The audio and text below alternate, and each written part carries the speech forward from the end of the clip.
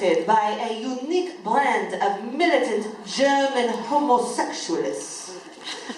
This was lucrative for Trojan for a little while, until the club's proprietor found out that in fact Trojan is only 20% gay and only that he'd been drinking absinthe.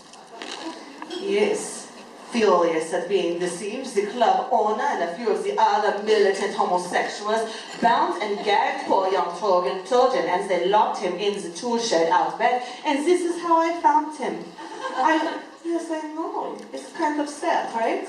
So I hear his soft, muffled cries for help. I make my way out to the tool shed, and I open the door, and what do I see there but Trojan, and he is bound and gagged, and for a minute I think it's Christmas, you know.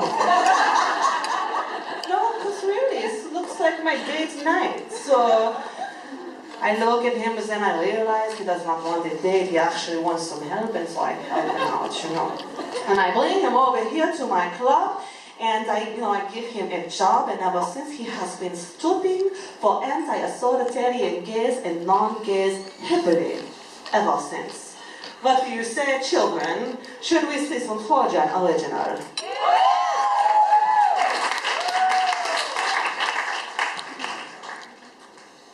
Yes, so Daddy asked a question, and I did not hear an answer. I will ask this again.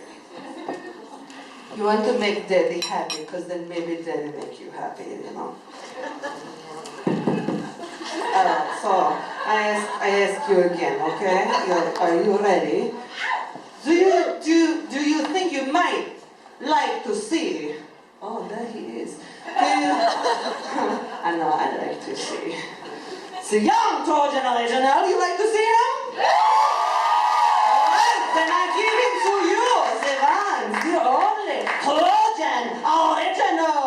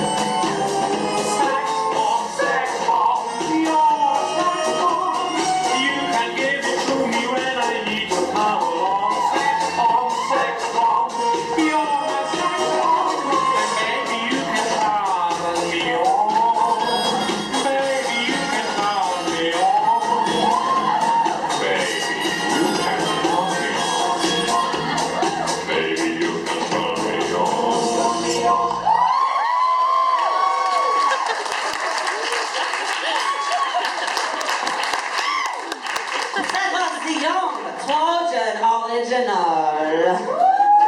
Tight relationship, you know what I said? You know, yes, you know.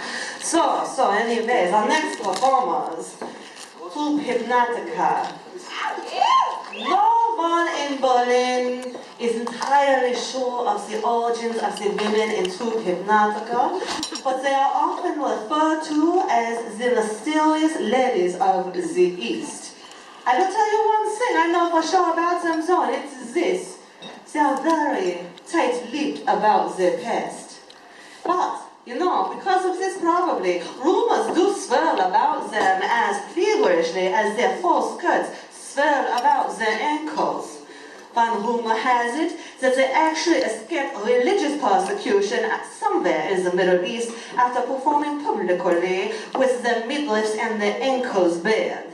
Another more, shall we say, boisterous rumor has it that they actually fled the Middle East after posing as entertainers in order to gain audience in front of a very powerful and influential politician there, only to use the swords that they balanced on their heads and danced with to assassinate him. Again, the only thing that is for sure about Troupe Hipnotica is that they will never tell. I want you to clap and make these noises, these hoots and things like this for Troupe Hipnotica.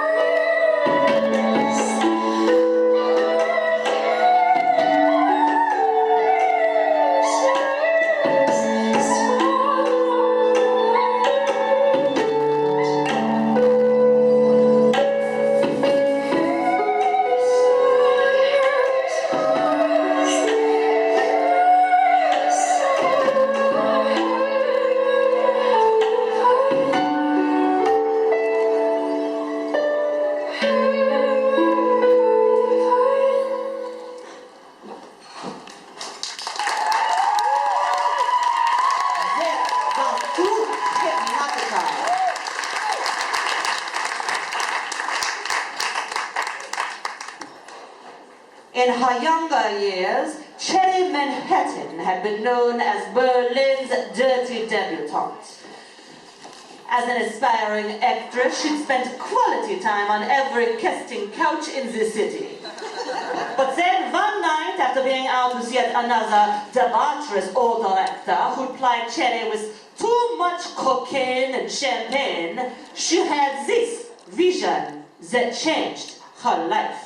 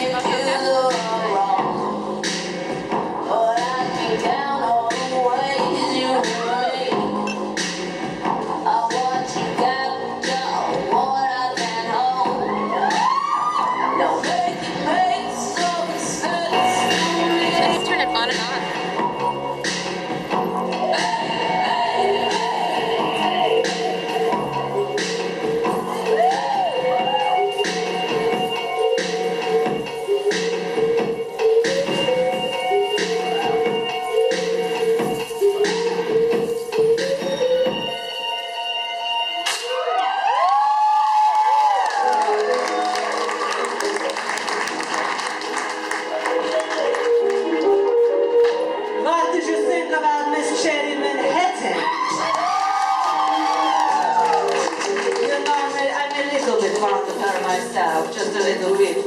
But you know, we've come to this time in the cabaret that we do a very important thing. We do it in every single one of our shows. It's called a piece break. We do this so you do not piss in our chairs. You laugh, but this has happened, fuckers. It's happened, so this is why we do it. So there's a very important other part about the piece break. Before something?